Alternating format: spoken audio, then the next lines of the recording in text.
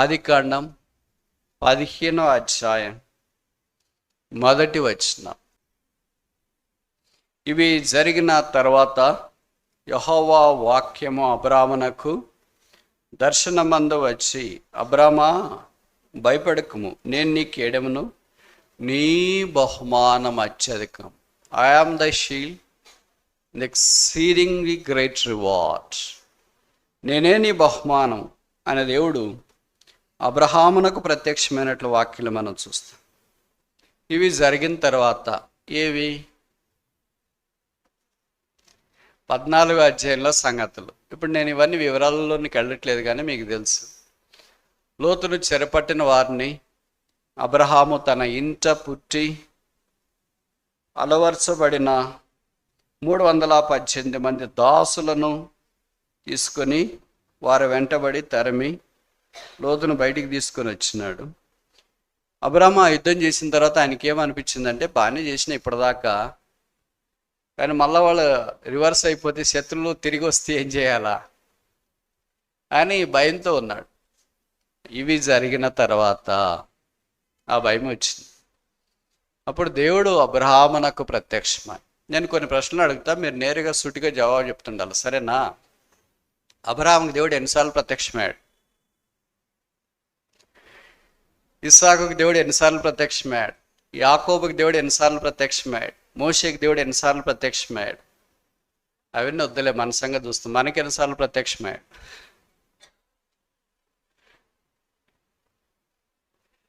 వారికి ఒకసారి ప్రత్యక్షమైతే వారి జీవితాలు పూర్తిగా మారిపోయినాయి. ఏ పారాబోలిక్ ఫినామినల్ చేంజ్.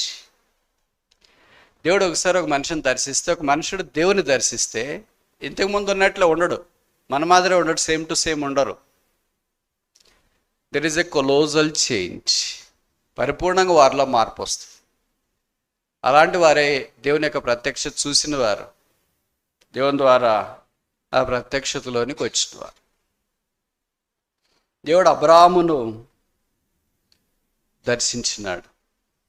బైబిల్లో రాయబడింది, యెహోవా వాక్కు అబ్రహాము యొద్దకు వచ్చి, యెహోవా వాక్యం అబ్రహామునకు దర్శనమందు వచ్చి. యెహోవా వాక్యము వచ్చిన వారిలో బైబిల్లో రాయబడినట్లు మొదటి వ్యక్తి అబ్రహాము. లోతు యొద్దకు యెహోవా వాక్యం వచ్చినట్లు బైబిల్లో రాయబడలేదు. నేను చెప్పి అర్థమవుతున్నాయి కదా. అబ్రహాం దగ్గరికి వచ్చి, లోతు కూడా నీతిమంతుడే, బైబిల్లో రాశారు ఆ మాట, కానీ ఆయన దగ్గరికి వాక్యం రాలేదు. అబ్రహాము దగ్గరికి వాక్యం వచ్చినట్లు బైబిల్లో రాయబడింది. ఎందుకు అబ్రహాం దగ్గరికి వాక్యం వచ్చింది, లోతు దగ్గరికి ఎందుకు రాలేదు? ఇప్పుడు ప్రశ్న ఏంటంటే, ఈ ఇద్దరిలో మనం ఏ టైప్? అబ్రహాం టైపా, లోతు టైపా? జవాబు మీరు చెప్తారా, నేను చెప్పాలా? వాక్యము వచ్చిన లేదా వాక్యము పొందిన అబ్రహాం టైపా, వాక్యము రాని, వాక్యము తెలియని లోతు టైపా?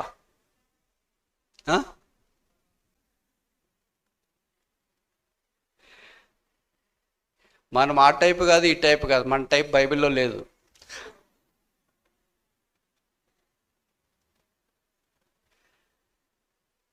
అంటే దాదాపు 50% మంది ఇలాగే ఉంటారు, లోతు వలె. 50% మంది అబ్రహాం వలె ఉంటారు. ఇది మనకు జ్ఞాపకం చేయబడదు. తెలుగులో ఒక సామెత ఉంది, నీరు పల్లమెరుగు, నిజము దేవుడెరుగు అని. వాక్యము నీటికి పోల్చబడింది. నీటికి అంటే ఒక కాలువ వస్తుంది, ఒక నది వస్తుంది, ఇలాగ ప్రవహించని మనం కోర్సు చేయాల్సిన పనిలేదు దానికి. అదే దాని కోర్సు తీసుకొని ప్రవహిస్తూ ఉంటుంది. తెలంగాణలో చాలా ప్రాంతాల్లో నీళ్ళు రాకపోవడానికి కారణం ఏంటి? ఆంధ్రాలో కూడా రాయలసీమలో నీళ్ళు రాకపోవడానికి కారణం ఏంటి? గోదావరిలో ఎటు చూసినా కన్సూప్ మేర నీళ్లు ఉండటానికి కారణం ఏంటి? Topography, geomorphology.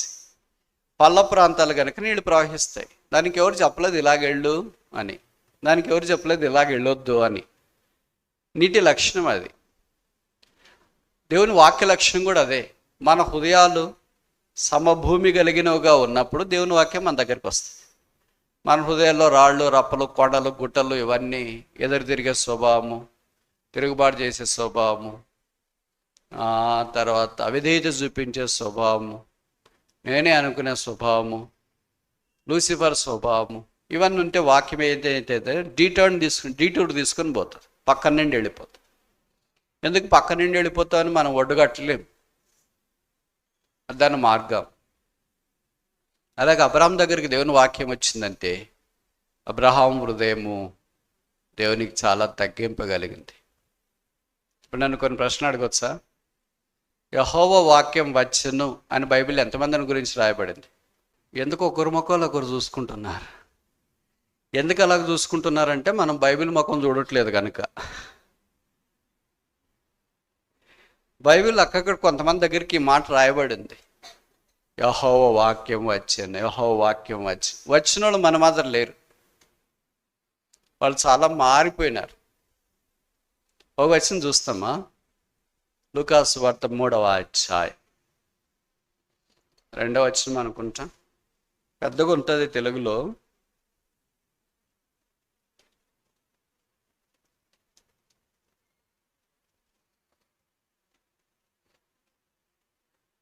Gospel according to Dr. Luke chapter 3 verse 2. అన్నయ్యు కైపయు ప్రధాన యాజకులుగా ఉన్న కాలమున అరణ్యములో ఉన్న జకర్యా కుమారుడైన యోహాను వద్దకు డాష్ వచ్చెను. ఇలాంటి మాట నన్ను గురించి కూడా రాయబడితే ఎంత బాగుంటుందని నాకు అనిపిస్తుంది. అంతఃపురంలో ఉన్న వారి దగ్గరికి రాలేదు, హేరోదు కైప ఇలాంటి వాళ్ళు అందరూ ఉన్నా. దేవాలయంలో ఉన్న యాజకులు ప్రధాన యాజకుల దగ్గరికి రాలేదు. వాక్యం ఇక్కడ రాసినారు స్పష్టంగా, అరణ్యములో ఉన్న. అరణ్యములో ఉండి యోహాను వలె వాక్యం సంపాదించింది మేళ, అంతఃపురములో ఉండి వాక్యం పోగొట్టుకునేది మేళ? అన్నా కైప వీరి వలె ప్రధాన యాజకులుగా ఉండి వాక్యం లేకుండా ఉండేది మంచిదా? శరీరానికి సరైన వస్త్రాలు లేకుండా ఒంటి రోమాన్ని ధరించుకొని మిడతలు అడవి తేనెలు తిని వాక్యం పొంది అరణ్యంలో ఉండేది మేళ?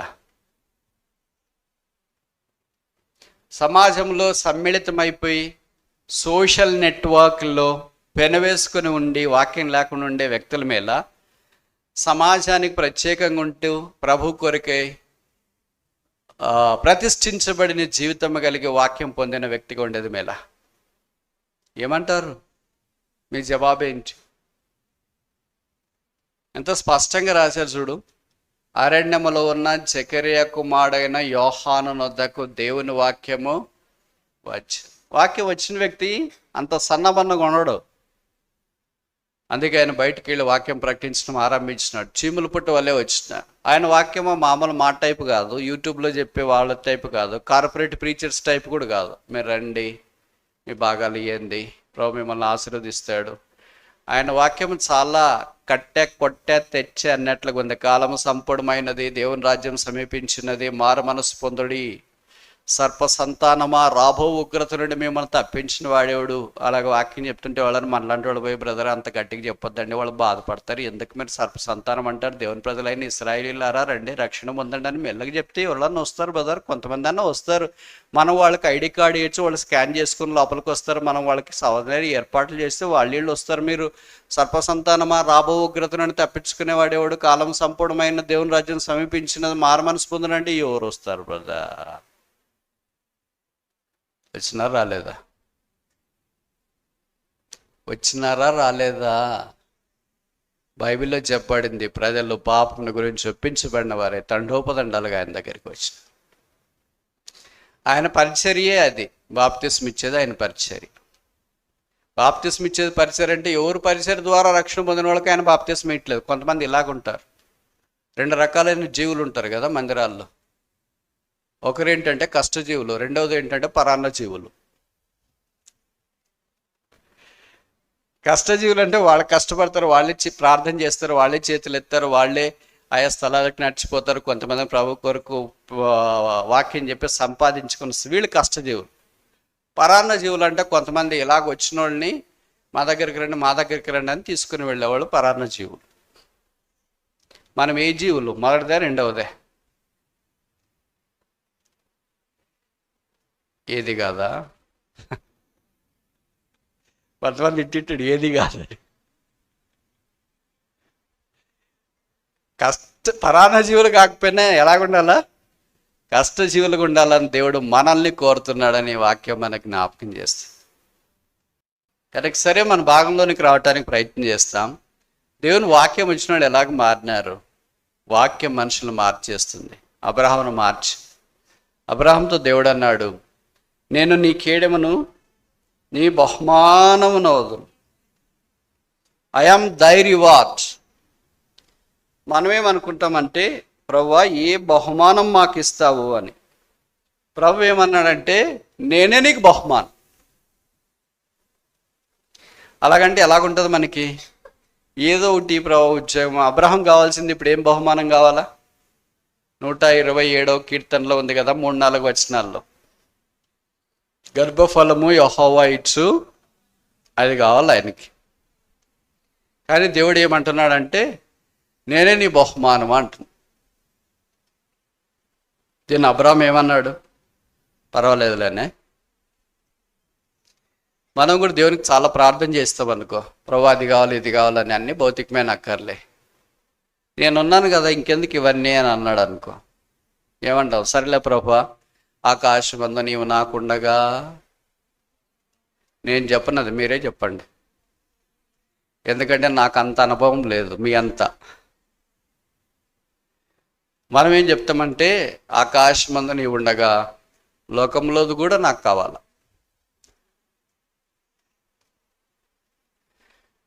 అబ్రహాం కావాల్సింది ఇప్పుడు కుమారుడు. దేవుడు ఏమన్నాడంటే, అబ్రహాం దగ్గరికి వచ్చి, అబ్రహాం దేవునితో అన్నాడు కదా, నాకు కుమారుడు కావాలి ప్రభు అంటే, దేవుడు అబ్రహాంతో అన్నాడు, నేను ఒక విషయం చెప్తా వింటావా? షాక్ అవుతావు నువ్వు. పర్లేదులే ప్రభు చెప్పు అంటే, నేనే నీ కడపను పుట్టాలనుకుంటున్నా. ఏమంటావు? ఏమంటావు? చెప్పరేంటి? షాక్ అవుతాడా లేదా? ఏమంటాను? నువ్వు వదిలే ప్రభా, కొడుకు రూపంలో వస్తే చాలు. లేదు, నేనే నీ కడపన పుట్టాలనుకుంటున్నాను. ఏమంటావో? ఇది వాస్తవము, అవాస్తవం కాదు. అంటే అబ్రహాంకి ఇది అంత త్వరగా అర్థం కాలేదు. I am the reward, exceeding great reward. నీ గొప్ప బహుమానం నేనే. ఎలా ప్రభా నువ్వు నాకు బహుమానం? నేను నీకు కుమారుడిస్తే బహుమానం, కానీ నేనే నీ కడుపును పుడితే నీకు గొప్ప బహుమానం. నీకు బహుమానం కావాలా? గొప్ప బహుమానం కావాలా? ఏం కావాలా? అబద్ధం చెప్పొద్దండి. మందిరంలో అబద్ధాలు చెప్తారు. ఏం కావాలంటాం మనము? కరెక్ట్గా చెప్పండి. నేను చెప్పనా? మొదటి బహుమానము, తర్వాత గొప్ప బహుమానం. మనం రెండు కావాలనుకుంటాము. అది వద్దు ఇది కావాలా అనుకోము. వాటిని మానక వీటిని చేయడి అన్నట్లుగా అంటాం. ఇప్పుడు నేనే నీ కడుపును పుడతానని దేవుడు చెప్పట్లో ఉద్దేశం ఏంటంటే, దేవుడు ఎప్పుడు 4 డైమెన్షనల్ పిక్చర్. మనం ఎప్పుడు ఎన్ని డైమెన్షనల్? 2 డైమెన్షనల్. 2 డైమెన్షనల్ అంటే వెనక్కి చూస్తాము, ప్రస్తుత కాలానికి చూస్తాం. మనకు 3D పిక్చర్ లేదంటే ముందు మనకు కనపడదు, భవిష్యత్తు మనకు కనిపించదు. దేవుడికి వెనక కనిపిస్తుంది అంటే పాస్ట్, గతకాలం కనిపిస్తుంది, ప్రజెంట్ కనిపిస్తుంది, భవిష్యత్ కనిపిస్తుంది, నిత్యత్వం కూడా కనిపిస్తుంది. కనుక God has a 4 dimensional picture. మనల గురించి 4Dలో దేవుడు చూస్తుంటాడు. మనము దేవుడిని 2Dలో చూస్తుంటాం. ఎంత కాంట్రా ఉంది కదా ఇది. అందుకే దేవుడు మనల్ని చూసినట్ల మనం దేవుని చూడలేకపోతున్నాం. This a brand variation. మనం వెనక చూస్తాము, జరిగినాయా జరగలేదు అనుకుంటాం. ప్రస్తుతం చూస్తాము, జరుగుతుంది జరగదు అనుకుంటాం. భవిష్యత్తు మాత్రం ఇంకేమో దేవుడు ఎట్టు పెడితే అటు కానిలే అని అనుకుంటాం. నేనే నీ కడుపును పుడతానంటే అబ్రహాం నమ్మలేకపోయాడు. నేనే నీ గొప్ప బహుమానం అంటే అబ్రహాం నమ్మలేకపోయాడు. తర్వాత కింద వచనాల్లో చూస్తే, అబ్రహాము దేవుణ్ణి నమ్మెను, అది అతనికి ఇది. This is his junction where he has to trust God or he has to deny God. దేవుడిని నమ్మాలా, దేవుని నమ్ముకోకుండా ఉండాలా. ఇక్కడ సంగతి ఏంటంటే, అబ్రహాము దేవుని నమ్మాను అంటే, నేనే నీ కడుపును పుడతానంటే నీ కుమారుడు ఇస్సాకు వస్తాడు, ఇస్సాకులో నుండి యాకోబు వస్తాడు, యాకోబులో నుండి యూదా వస్తాడు, యూదాలో నుండి దావీదు వస్తాడు, దావీదులో నుండి లోకరక్షకుడు వస్తాడు. ఇప్పుడు దేవుడు చెప్పిన మాట ఇది వాస్తవమా కాదా? అంటే ఇప్పుడు నీ నడములో ఎవరున్నారంటే నేనే ఉన్నా. ఒక పాట కూడా ఉంది అనుకుంటే, అది మనకు వస్తుంది రాదు. నేనే ఉన్నా వాడాన నిన్న అద్వితీయ ప్రభువుని ఆరాధింప. ఇది వాస్తవం అని చెప్పడానికి మీరు కొత్త నిబంధన తెచ్చిన వెంటనే మొదటి పుస్తకం మొదటి అధ్యాయం మొదటి వచనం ఏం రాశారు? అబ్రహాము కుమారుడైన దావీదు కుమారుడైన యేసుక్రీస్తు వంశావళి. ఇప్పుడు ఎక్కడి నుండి వచ్చినాడు దేవుడు? అబ్రహాములో నుండి వచ్చినాడు. కనుక అబ్రహామా, నేను నీకు గొప్ప బహుమానం ఇస్తా. దేవుడు మన దగ్గరికి కూడా అలాగే వచ్చి చెప్తుంటాడు, నేనే నీ కడపను పుడతా, ఎస్ఆర్ నో అని. అది మరీ టూ మచ్ అయిపోతుందేమో ప్రభా, నాకు ఏదో ఉన్నది ఉంటే చాలే అని అనుకుంటాం. కానీ దేవుడు మనల్ని బహుమానంతో కాదు, గొప్ప బహుమానంతో ఆశీర్వదించాలని కోరుతాడు. ఎలాంటి వారికి ఇదంటే, లోతు దగ్గరికి పోలేదు దేవుడు ఈ వాక్యముతో, కేవలం అబ్రహాం దగ్గరికి వచ్చినాడు. Reward for success. 14వ అధ్యాయంలో విజయం పొందిన వారికి 15వ అధ్యాయంలో బహుమానం. శత్రు మీద విజయం, సాతాను మీద విజయం. అందుకే కొలస్సీ పత్రికలో ప్రధానులను అధికారులను నిరాయుధులనుగా చేసి శిలువ చేత పట్టి తెచ్చి బాహాటముగా వారిని వేడుకకు కనపరిచింది. యేసు ప్రభు ద్వారా శిలువను బట్టి మనం విజయం పొందిన ఆ విజయోత్సవంలో పాలు పొందుతున్న వారికి Christ is the exceeding great reward. క్రీస్తే ఒక గొప్ప బలమైన బహుమానం. రెండోది చూస్తామా?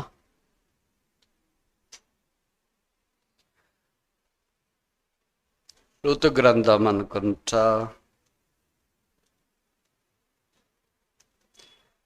2వ అధ్యాయం 12వ వచనం. Ruth chapter 2 verse 12.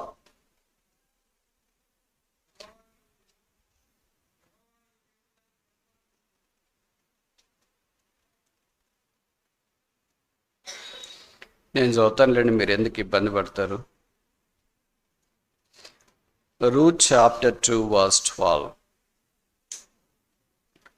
యెహోవా నీవు చేసిన దానికి ప్రతిఫలం ఇచ్చును, ఇశ్రాయేలు దేవుడైన యెహోవా రెక్కల కింద సురక్షితముగా నుండినట్లు నీవు వచ్చితివి, ఆయన నీకు సంపూర్ణమైన బహుమానం. పదాలు ఎలాగ వాడబడుతూ వచ్చినాయి చూడండి. మొదటిది ఏంటి? Great reward. ఇక్కడేంటి? కంప్లీట్ రివార్డ్, సంపూర్ణమైన బహుమానం. సరే, మనం ఇది చూడకమునుపు అంతకుముందు ఒక ఆయన బహుమానం పొందినాడు, అది చూస్తామా మరి? హెబ్రీ పత్రిక 11వ అధ్యాయం, హెబ్రీ చాప్టర్ 11 verse 26. హెబ్రీ 11:26. తెలుగులో 24, 25 కలిసి 26 కలిసిందని నేను చదువుతాను. మోషే పెద్దవాడైనప్పుడు విశ్వాసం బట్టి ఐగుప్తు ధనం కంటే క్రీస్తు విషయమైన నింద గొప్ప భాగ్యమని ఎంచుకొని అల్పకాల పాపభోగం అనుభవించడం కంటే దేవుని ప్రజలతో శ్రమ అనుభవించడం మేలని యోచించి ఫరో కుమార్తె యొక్క కుమారుడని అనిపించకుండా ఒప్పుకోలేదు. ఏలైనగా అతడు ప్రతిఫలంగా కలగబోవు బహుమానమునందు దృష్టి ఉంచింది. దేవుడు మోషే దగ్గరకు వచ్చి మోషేకి బహుమానం ఇవ్వాలని సంకల్పించాడు. మనకు తెలుసు కదా, మోషే 3వ బిడ్డగా వారింట్లో జన్మించినాడు. ఈ 11వ అధ్యాయము హెబ్రీ పత్రిక చూసినప్పుడు విశ్వాస వీరుల చరిత్ర, హాల్ ఆఫ్ ఫేమ్, అంత గొప్ప భక్తులు అక్కడ ఉన్నారు. ఈ భక్తులలో ఏ భక్తుని యొక్క తల్లిదండ్రులను గూర్చి తల్లిదండ్రులు అని చెప్పబడలేదు, ఒక్క మోషేని గురించి మాత్రమే చెప్పబడింది. మిగతా వాళ్ళ గురించి ఎందుకు చెప్పబడలేదు? అబ్రహాంతో ఆఫ్ కోర్స్ ఉన్నారు వాళ్ళు, ఇస్సాకు, యాకోబు, వీళ్ళంతా వాళ్ళ తండ్రి అని మనం అర్థం చేసుకుంటాం. అంటే ఇస్సాకు తండ్రి అబ్రహాము, యాకోబు తండ్రి ఇస్సాకు, ఇలాగ మనం అర్థం చేసుకుంటాం. కానీ తల్లిదండ్రులు అనే మాట ఒకే ఒక వ్యక్తికి మాత్రమే వాడబడింది 11వ అధ్యాయంలో. ఆ వ్యక్తి ఎవరు? మోషే. మోషే తల్లిదండ్రులు కూడా ఎలాంటి వాళ్ళు? దీన్ని బట్టి ఏమర్థమవుతుంది? విశ్వాస వీరులు.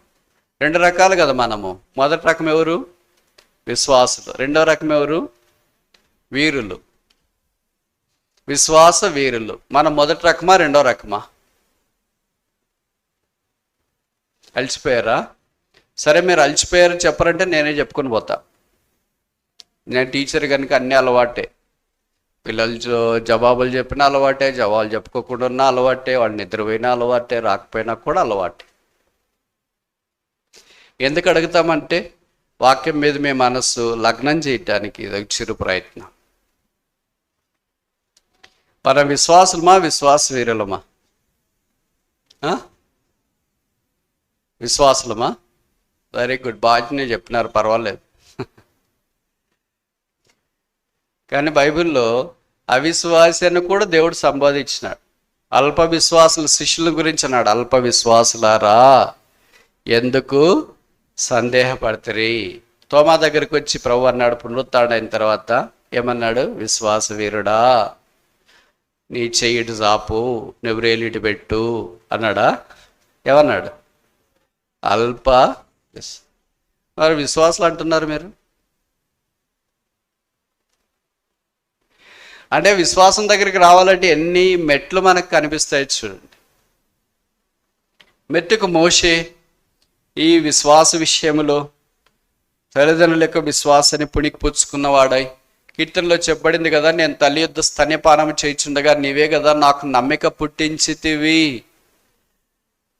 మోషే తల్లిదండ్రులు మూడవ కాన్పు కొరకు వెళ్ళేది చాలా రిస్క్తో కూడింది. ఎందుకంటే పుట్టిన తర్వాత 9 నెలలు గర్భము మోసి బయటికి తీసుకుని వచ్చిన తర్వాత ఆ పిల్లని బతకనిస్తారు ఐగుప్తీయులని నమ్మకం లేదు.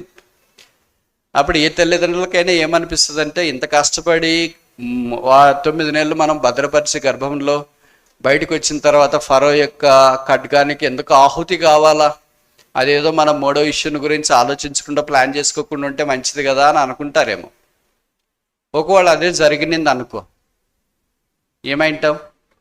అమ్రాము యాకోబేదులు మూడో ఇష్యూకి వెళ్లకుండా ఉంటే ఏమైంటది? The world would have missed one of the tallest towering leader in the history of Israel. ఇశ్రాయేలీయుల యొక్క చరిత్రలో ఇలాంటి గొప్ప నాయకుడిని ప్రపంచం కోల్పోయిండేదేమో. So one couple, if they have faith, they can bring such a towering tall leader.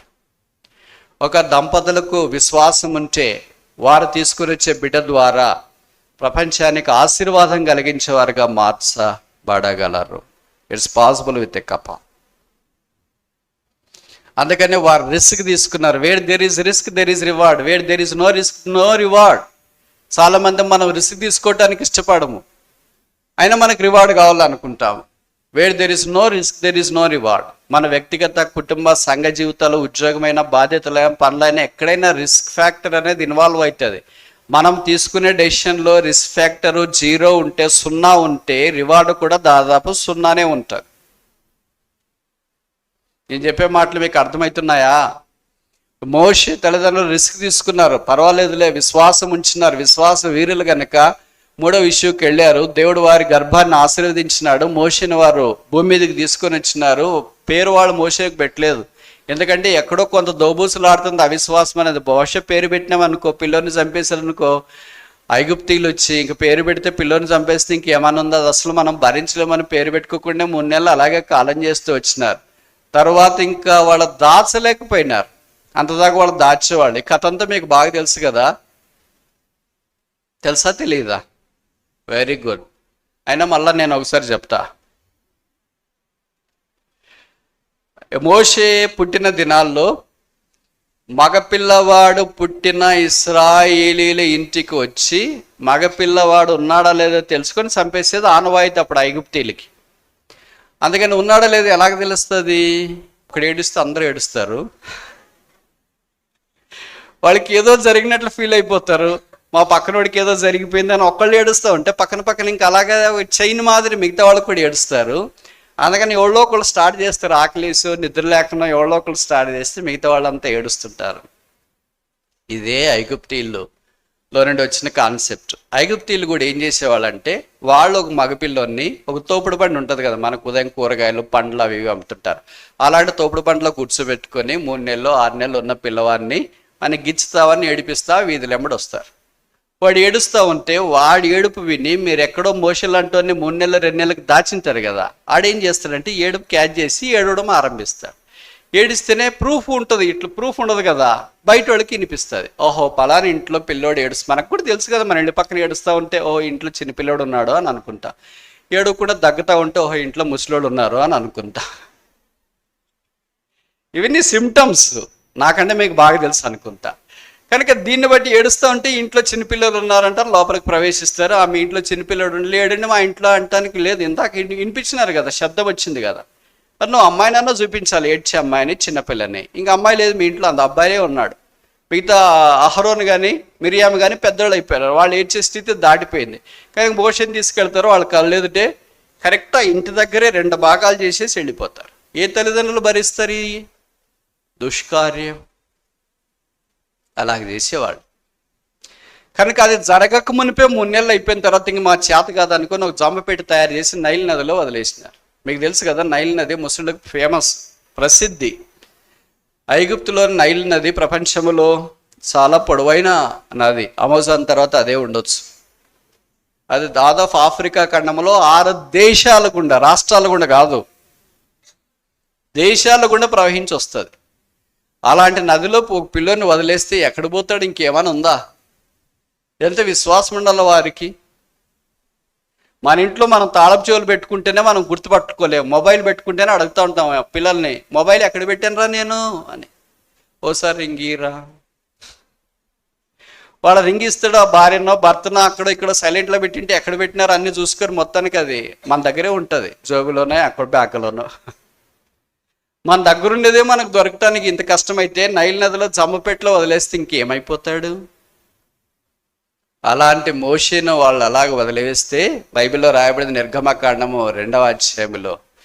అప్పుడే దేవుని టైమింగ్ ఎలాంటి పర్ఫెక్ట్గా ఉంటుంది చూడండి. ఫరో కుమార్తె అక్కడికి స్నానం చేయటానికి వెళ్ళింది. ఏమి వాళ్ళకే ఇళ్ళు ఉండవా, వాష్రూమ్లు ఉండవా, అక్కడ చేయటానికి కుదరదా? అక్కడికి ఎందుకు వెళ్ళింది? This God's perfect timing.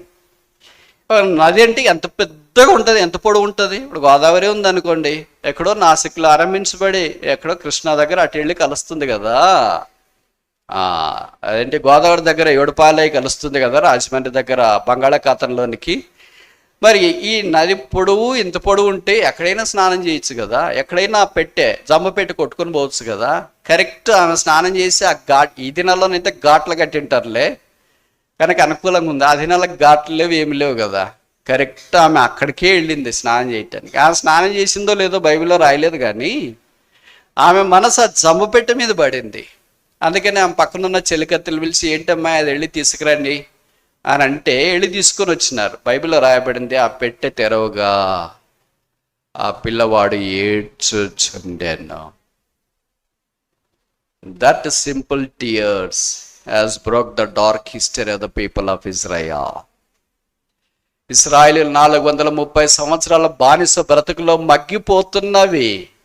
విమోచన కొరకై జంబుపెట్టెలో ఉన్న 3 నెలల మాంసపు ముద్ద కన్నీళ్లను దేవుడు వాడుకుంటూ వచ్చినాడు. దేవునికి కన్నీళ్లు కానీ, చెమట కానీ, ప్రయాసం కానీ, పాదధూళి కానీ దేవుడు వ్యర్థం చేయడు. ఆ బిడ్డను చూసిన వెంటనే ఆమె మనసు ఎలా కరిగిపోయిందో మనకు తెలియదు. ఆ పిల్లవాడు ఏడ్చుచుండగా, దేనికి ఏడ్చాడు? మనము దేనికి ఏడుస్తాం?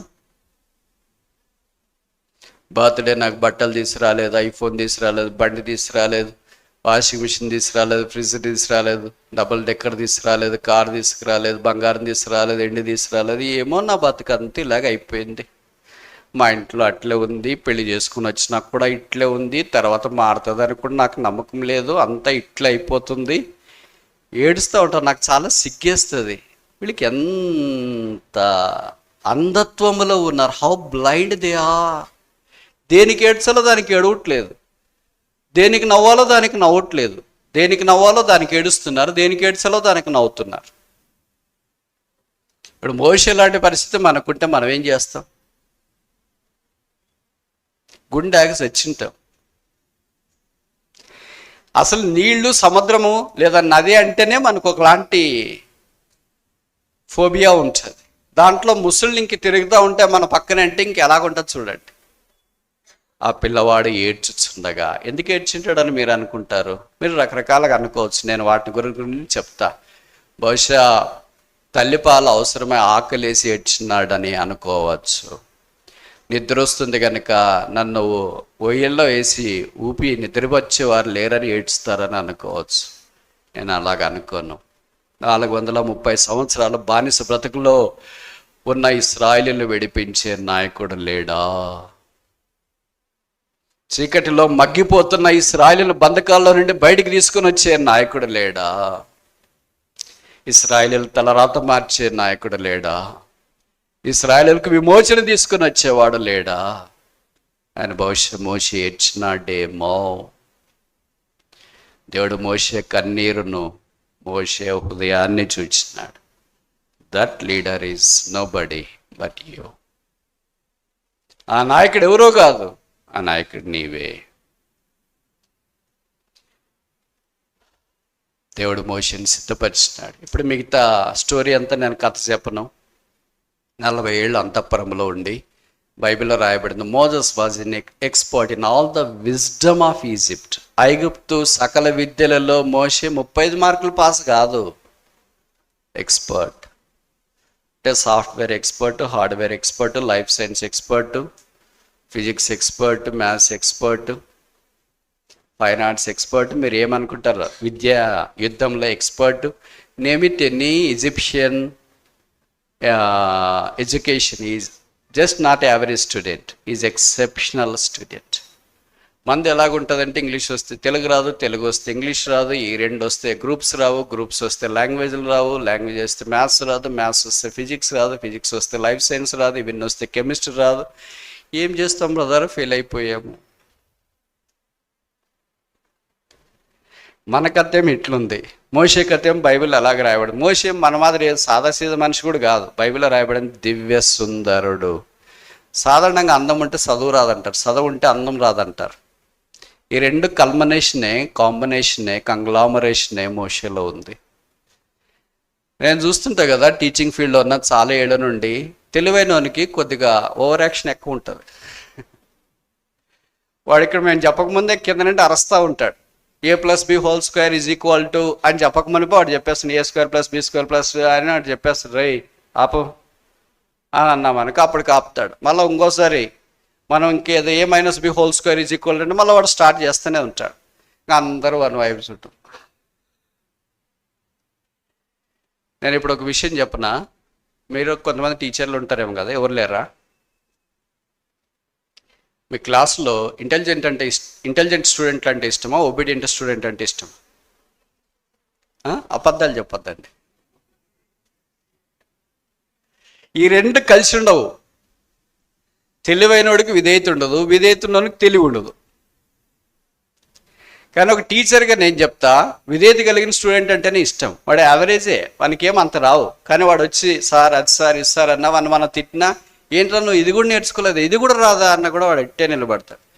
అదే తెలివైనవాడు అనుకో, అసలు మన దగ్గరికి వస్తే కదా వాడు. So God is not on the lookout for intelligent smart people.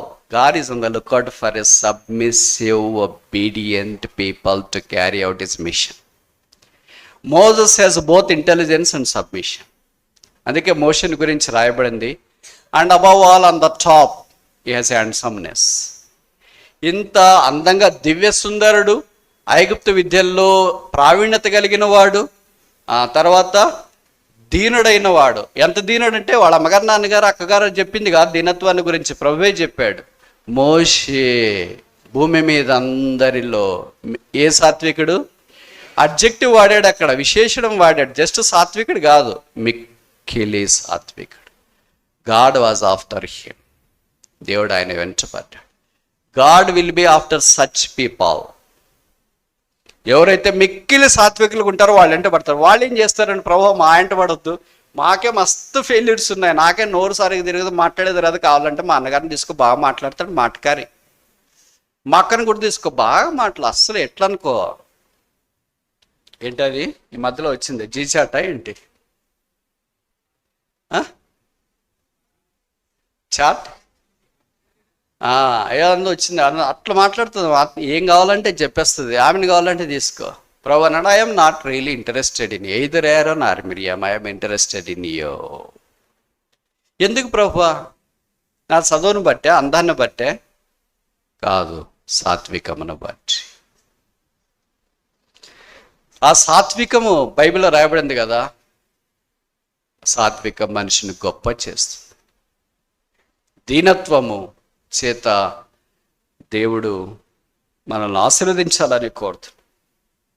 సరే, మన భాగంలోకి వస్తే, మోషే ఇలా గొప్పవాడైన తర్వాత దేవుడు ఆయన పిలిచినాడు, పిలుపుకు లోబడినాడు, అంతఃపురములో నుండి బయటికి పారిపోయినాడు అరణ్యములోనికి. Can anybody flee from palace to the barren land? అరణ్యములో నుండి అంతఃపురంలోనికి ఎవరైనా పారిపోతారా? మామూలుగా ఎట్లా పారిపోతాం? అరణ్యంలో నుండి అంతఃపురంలోనికి పారిపోతాం. మోషే అంతఃపురంలో నుండి అరణ్యంలోనికి పారిపోయాడు. ఆపోజిట్. దేవుడు కొంతమందిని కొన్ని రకాలుగా పిలుస్తాడు. దేవుడు అబ్రహామును బంధువులను విడిచి రమ్మన్నాడు, మోషేనైతే నీ బంధువుల దగ్గరికి వెళ్ళమన్నాడు. How God is calling you and I? Abraham వల్లే దేవుడు మనల్ని పిలుస్తున్నాడా? Leave your country, leave your kindred, leave all your people and come to me. నా దగ్గర అనే అబ్రహాముని అన్నాడు. మోషేనైతే నీ రాజ్యము, నీ అధికారం ఐగుప్తు అంతా విడిచి దేవుని ప్రజల దగ్గరికి వెళ్ళు. పోనీ వాళ్ళేమైనా అమెరికాలో ఉన్నారా?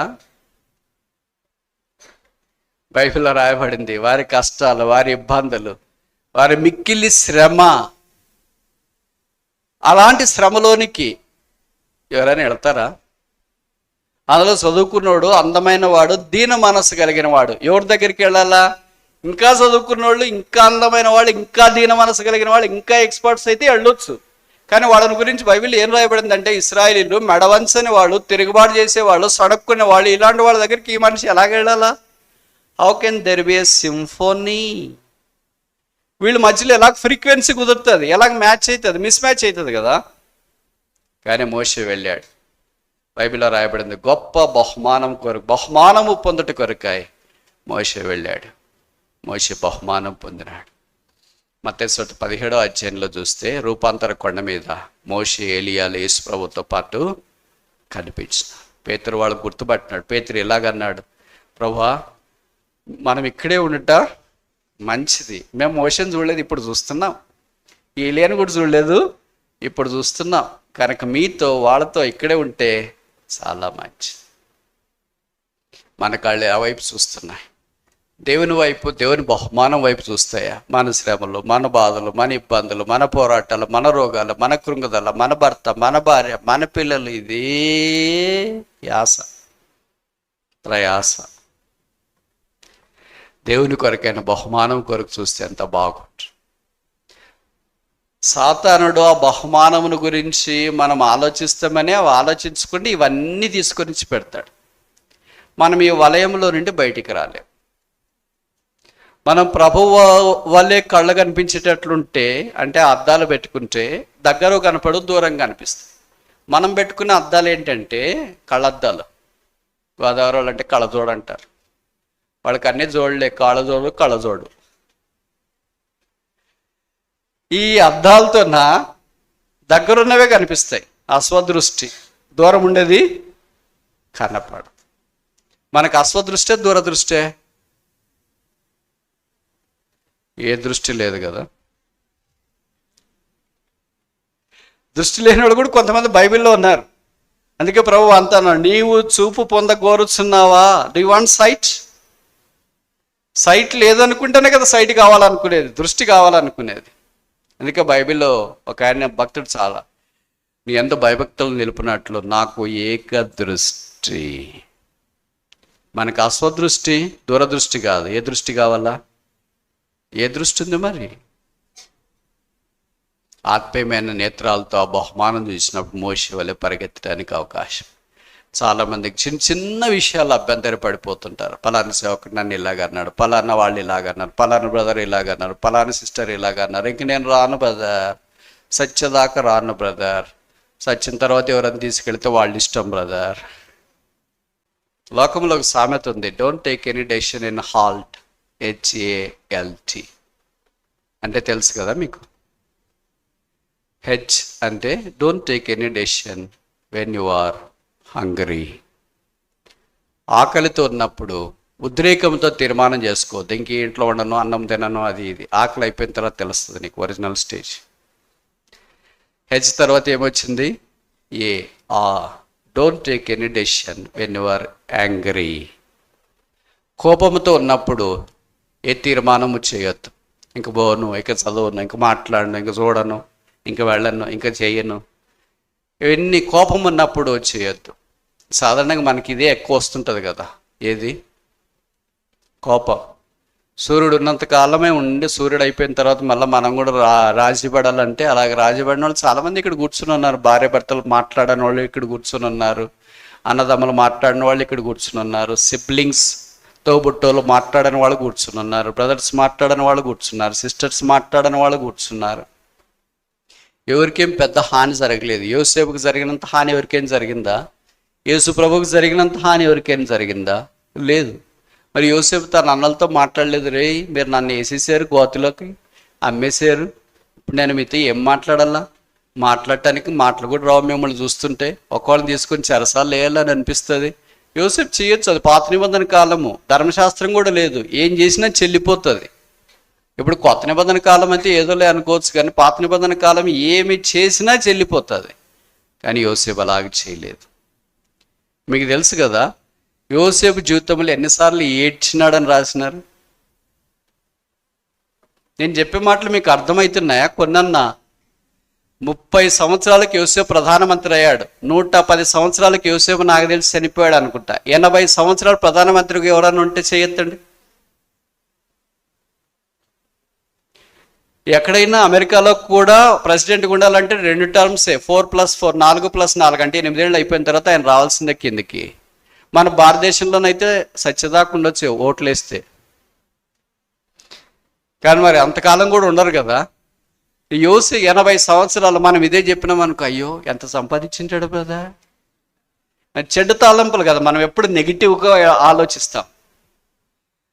ఆయన సంపాదించలేదు, సంరక్షించినాడు. సంపాదించేవాళ్ళు వేరే, సంరక్షించేవాళ్ళు వేరే. వాళ్ళ నాన్నగారు చనిపోయిన తర్వాత అన్నోళ్ళు వచ్చి, నాన్నగారు చనిపోయారు, ఇంక నువ్వు మమ్మల్ని చంపేస్తావేమో అని భయపడుతున్నారంటే యోసేపు చెప్పిన మాట ఏంటి? భయపడకుడి, నేను మిమ్మను మీ పిల్లలను పోషించదు. I fear God. నేను దేవునికి భయపడేవాడిని.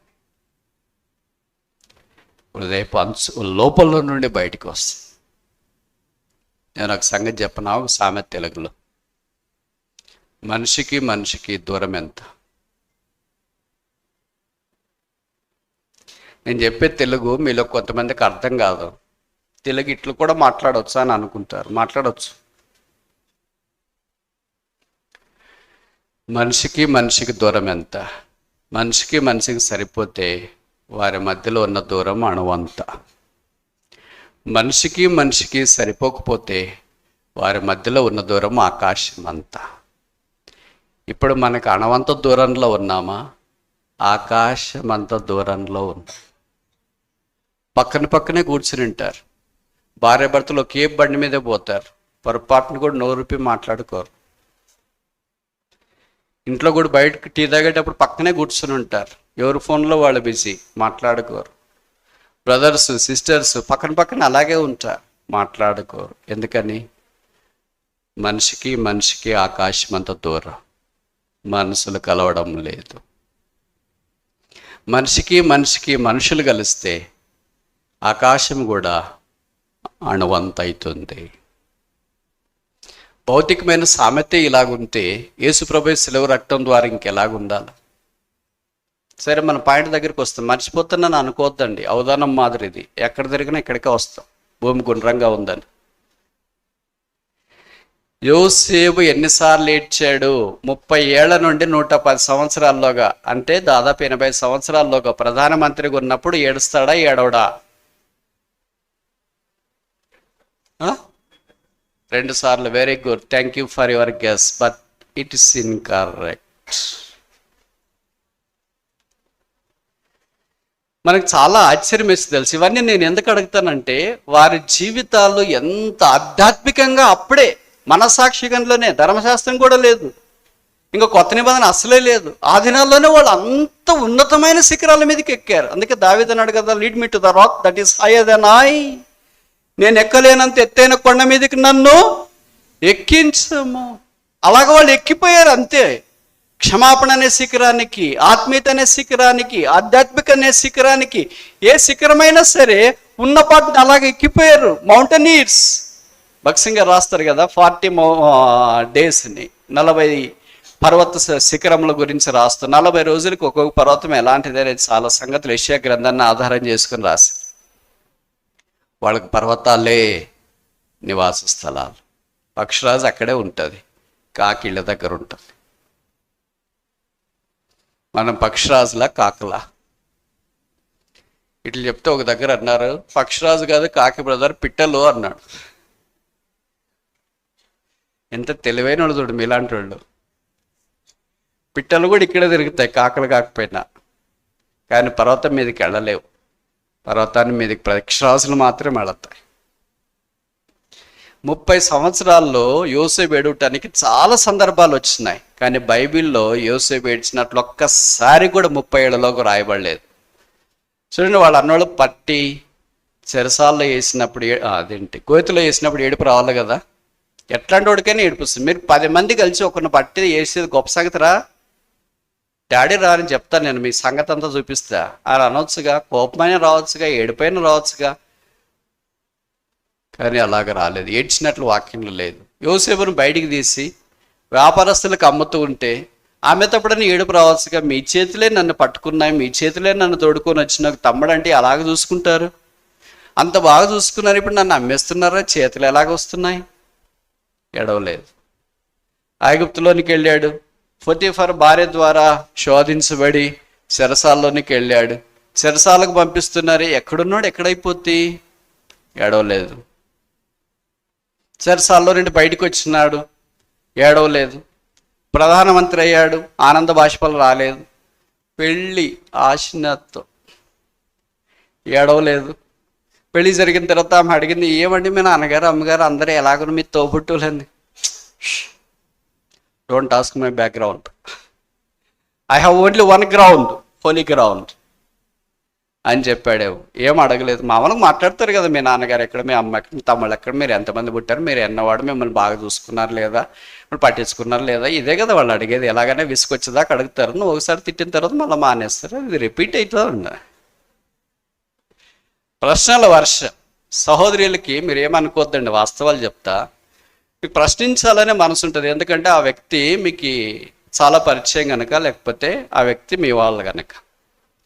అవతల వ్యక్తికి ఏముంటుందంటే ప్రశ్నలు అంటే అలర్జీ. ఎక్కడికి వెళ్ళావంటే ఎక్కడ లేని కోపం వస్తుంది. ఏం చేస్తున్నావు అని అంటే ఎక్కడ లేని కోపం వస్తుంది. సో మీకేంటంటే ఆ ప్రశ్నలే కావాలా. This a conflict.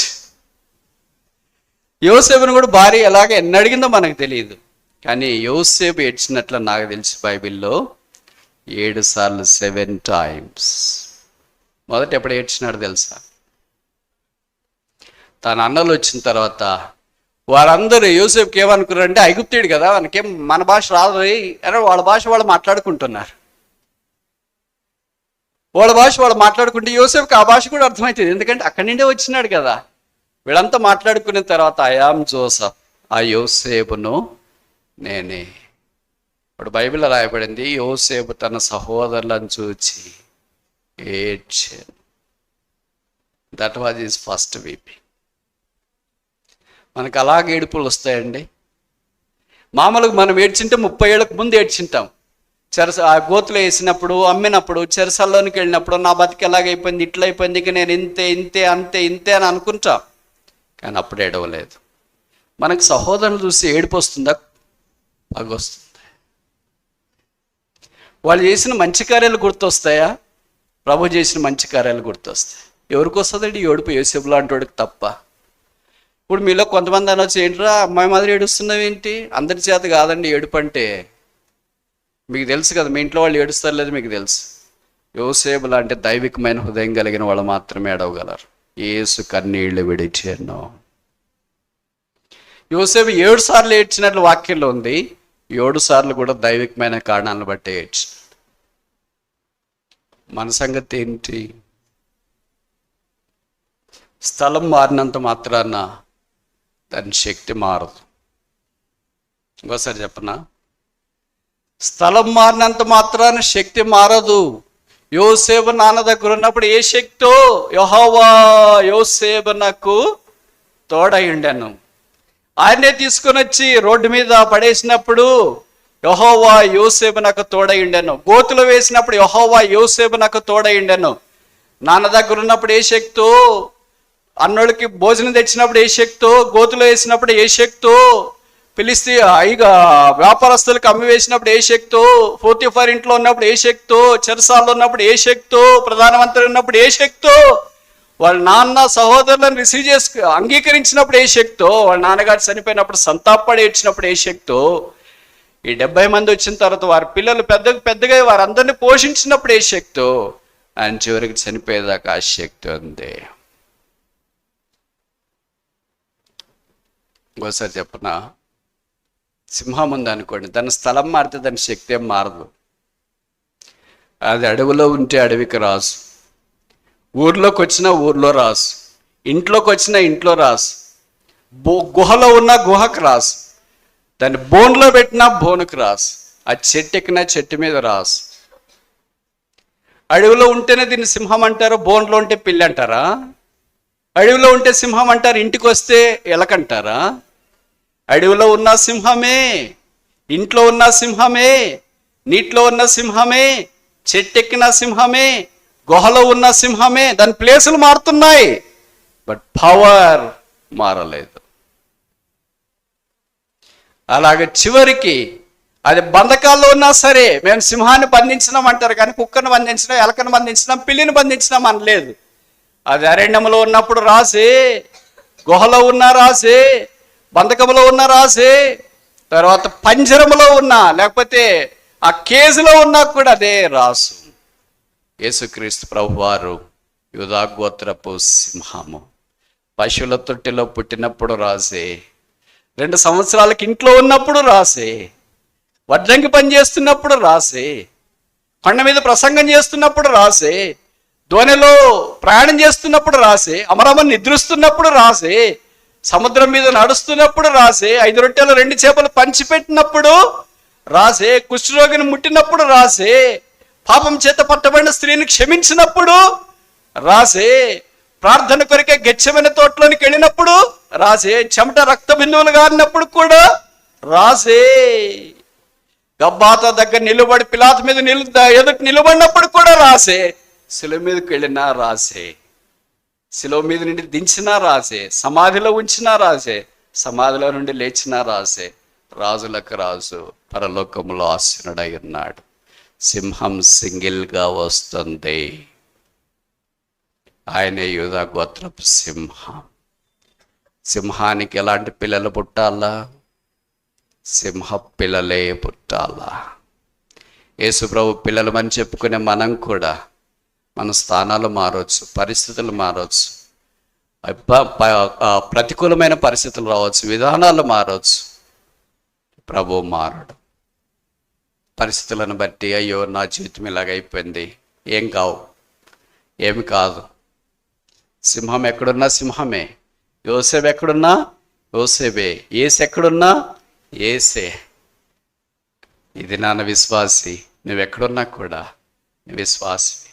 నీతిమంతుడా నువ్వెక్కడున్నా నీతిమంతుడే. దేవుని బిడ్డ నువ్వెక్కడున్నా దేవుని బిడ్డవే. సాప్ మీద కూర్చున్నా దేవుని బిడ్డవే, కారులో కూర్చున్నా దేవుని బిడ్డవే, విమానంలో కూర్చున్నా దేవుని బిడ్డవే, మేఘం మీద వెళుతున్నా దేవుని బిడ్డవే, సింహాసనం మీద కూర్చున్నా దేవుని బిడ్డవే. బైబిల్లో రాయబడింది, ఇతడును అబ్రహాము కుమారుడు. ముగించక మునుపు యేసుని ఇంకా అంగీకరించకుండా ఉంటే యేసు ప్రభును అంగీకరించు.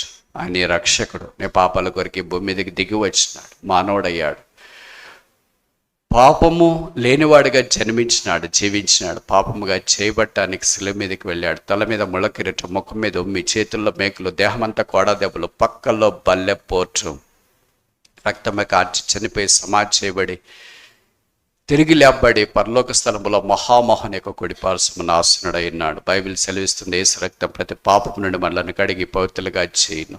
యేసునందు విశ్వాసం ఉంచకుండా కాలక్షేపం చేయొద్దు. పర్వాలేదులే అని అనుకోవద్దు. మరణం ఏ సమయంలోనైనా సంప్రాప్తం కావచ్చు. మరణానికి పక్షపాతం లేదు. ఇంతకుముందు దినాల్లో అనుకునే వాళ్ళం చావంటే పెద్ద వయసు తర్వాత వస్తుందని. ఇప్పుడు కరోనా తర్వాత సీన్ చాలా మారిపోయిందని నాకంటే మీకు బాగా తెలుసు. కొంతమంది పాడుతూ అలాగే కూలి చనిపోయారు. కొంతమంది నడుస్తూ అలాగే కూలి చనిపోయారు. కొంతమంది డ్రైవ్ చేస్తూ అలాగే వాళ్ళు ఆగిపోయి చనిపోయారు.